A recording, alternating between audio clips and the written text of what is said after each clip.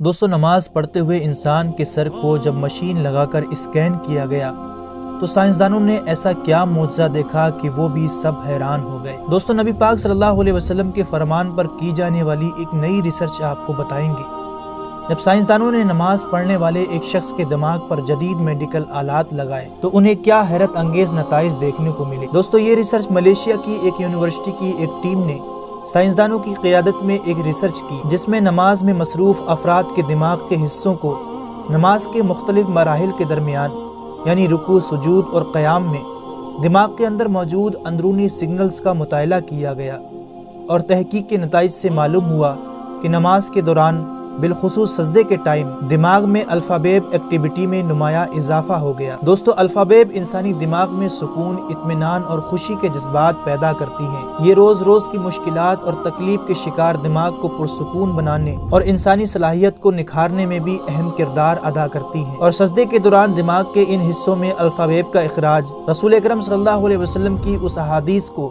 حرف بحرف سچا ثابت کرتا ہے کہ مومن سجدے کے دوران اپنے رب کے سب سے زیادہ قریب ہوتا ہے۔ دوستو کچھ سمے پہلے انڈیا کے شہر حیدرآباد کے ایک مشہور سائیکولوجسٹ نے اپنے ایک انٹرویو میں کہا کہ نماز پڑھنے والے دماغی بیماری سے محفوظ رہتے ہیں، اور مختلف ریسرچ میں دوستو یہ ثابت ہو چکا ہے کہ نماز انسانی جسم کے لیے ایک بہترین ورزش ہے، جس کے پڑھنے سے چہرے پر نور آتا ہے، جس کے پڑھنے سے دل کو سکون ملتا ہے۔